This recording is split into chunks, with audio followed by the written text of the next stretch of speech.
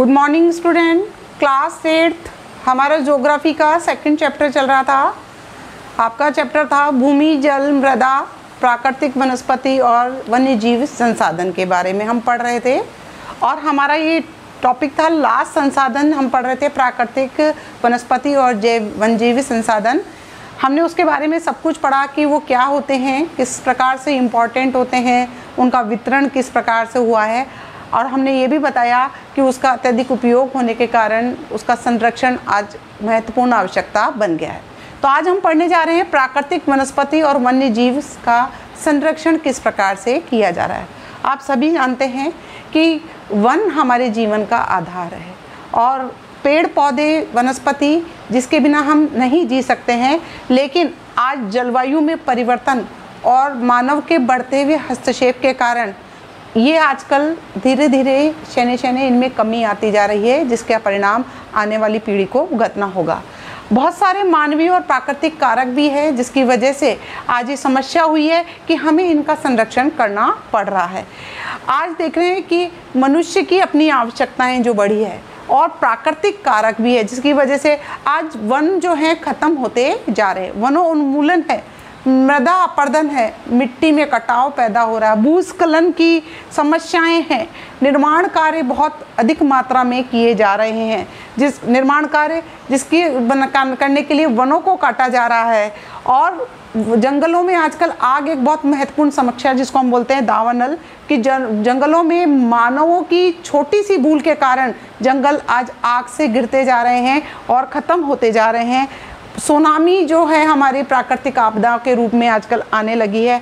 और सबसे महत्वपूर्ण जो कारक है कि मनुष्य अपनी आवश्यकता, अपने लालच के लिए क्या करता है, अनाधिकार शिकार, मतलब पशु पक्षियों के शिकार कर रहा है। क्यों? क्योंकि पशुओं की जो खाल है, चमड़ा है, नाखून है, दांत हैं, पंख हैं, सींग है, उनको आज बहुत बड़ी मात्रा में बेचा जा रहा है, व्यापार किया जा रहा है, जिससे बहुत अधिक पैसे कमाए जा रहे हैं। तो लोग अपनी इस आवश्यकताओं को संतुष्ट करने के लिए, अपने लालच के लिए हमारे जो ये जीव जंतु हैं, वनस्पति हैं, इन जीव जंतु हैं, इनका शिकार करने लगे, अनाधिकृत शिकार करते हैं और इनके जो शरीर के जो हिस्से होते हैं उसे बहुत ऊंचे मूल्यों पर बेचते हैं, जिसके परिणाम स्वरूप आज हमारे वन्य जो जीव हैं इनकी कई प्रजातियां तो लुप्त होती जा रही हैं।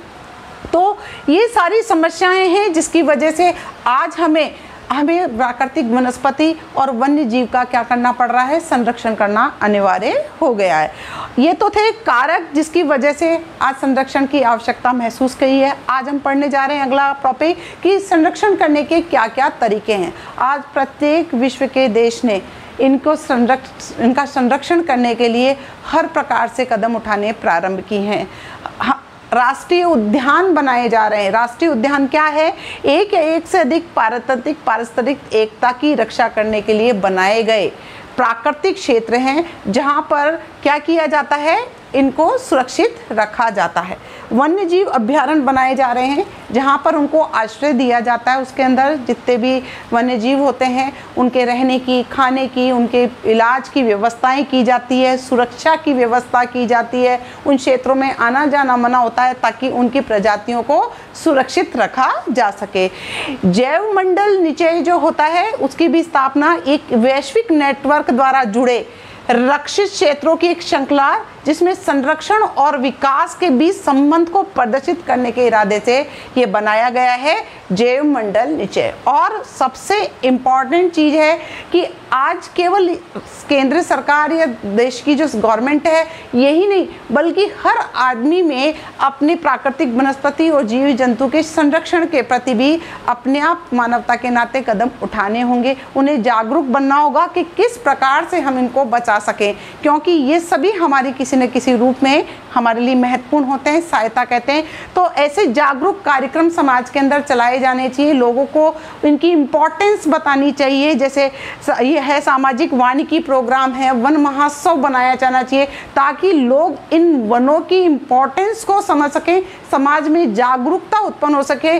और सबसे इम्पॉर्टेंट कि आज कई देशों ने, हमारे यहाँ भी जैसे भारत के अंदर भी आपने देखा होगा कि जैसे मोर है, चीता है, बहुत सारे ऐसी प्रजातियां हैं आपने उनके शिकार करना कानूनी अवैध घोषित किया है। अगर कोई शिकार करता है तो उसे सजा दंड के रूप में प्राप्त होती है। तो इस तरह की जो जानकारियां हैं, जागरूकता कार्यक्रम है, ये सब हमारे समाज में फैलाने होंगे और प्रत्येक नागरिक का ये कर्तव्य होगा कि हम किसी न किसी तरीके से इसको संरक्षित करें, ताकि ये भविष्य में इनकी जातियां हैं, कहीं ऐसा नहीं हो कि हमारा देखने के लिए भी कोई प्रजाति बचे या नहीं बचे। इसी कारण राष्ट्रीय उद्यान, अभ्यारण्य, ये जो हमारे आपने रणथंभौर देखा है राजस्थान के अंदर, ये बाघ जो हमारे शेर चीते जो होते हैं बाघ के प्रोटेक्ट करने के लिए बनाया गया है। इस तरह के और भी केंद्रीय सरकार और राज्य सरकारों द्वारा बनाए गए हैं। तो आप केवल उनके ही कदमों पे नहीं बल्कि आपको भी जागरूक होकर इसमें इनको संरक्षित करने के लिए आगे आना होगा।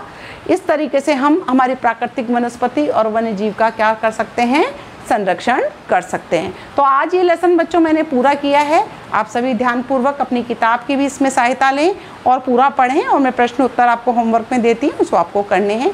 Thank you very much.